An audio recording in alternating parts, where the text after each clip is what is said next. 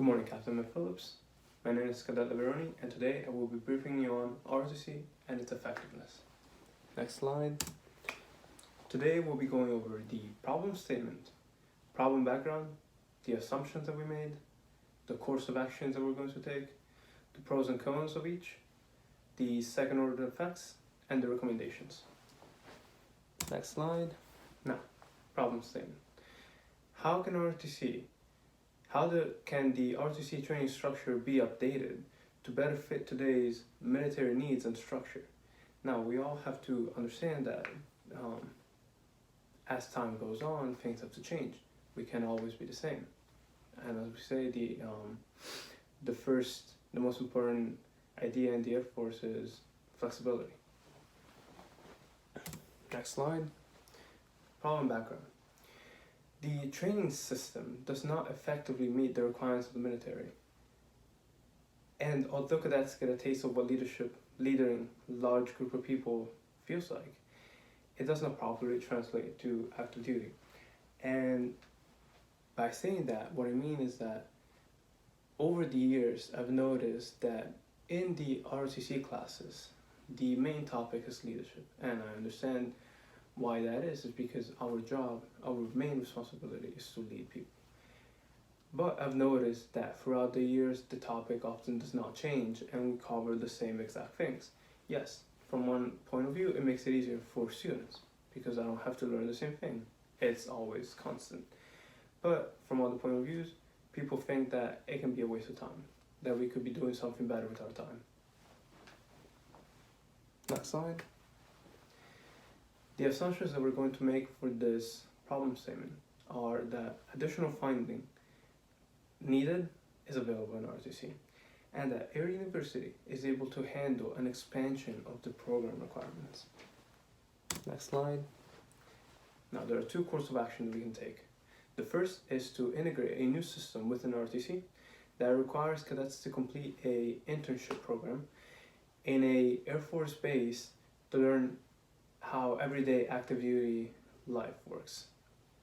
The second course of action is to revisit the ROTC program in order to assign cadets their Air Force job 1 year prior to them graduating so that they can get used to what it feels like to work in that area. Now we'll be analyzing both more in depth.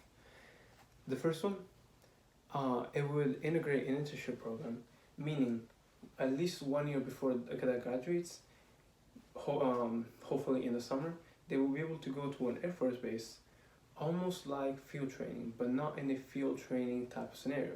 Instead, it will be for them to follow certain chosen active duty members and work with them, do what they do, help them so that they see how active duty is. The second course of action is to assign cadets their jobs earlier in the year rather than sometimes 6 months before they graduate or even 3 months before they graduate.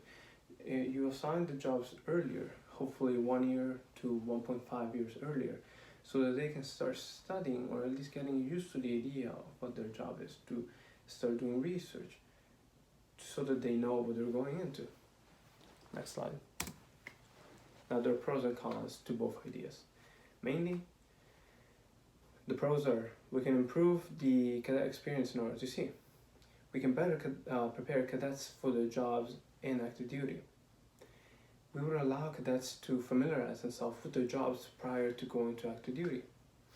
And last, we will give cadets a full picture of what active duty is like before they actually go, rather than just always asking questions about it, to give them a full in-person perspective. The cons, on the other hand, are that a major or reorganization of the program will be needed.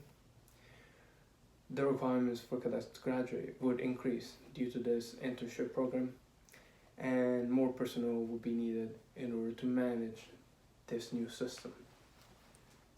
Next slide. Then we have the second order effects. Now we have the cause and effect. The cause will be early dissemination of active duty jobs will lead to a decrease in morality of cadets as the final semesters come on, because they already know what they're going into, so they don't think that they have to work as hard for it anymore. Then we have The cause will be a no budget increase for ROTC.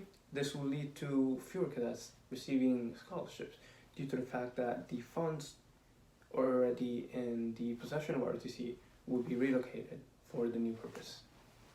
Next slide. As discussed, my recommendation is that the current ROTC system format requires a new way to train the cadets. And I believe that this new way, the most effective way, will be to create an internship program that will allow cadets a in-person active duty feeling of what their life will be like. Next slide. In summary, today we went over the problem statement, the problem background, courses of actions, the pros and cons of either, the second order effects, and the recommendations. Next slide. This concludes my briefing. Are there any questions?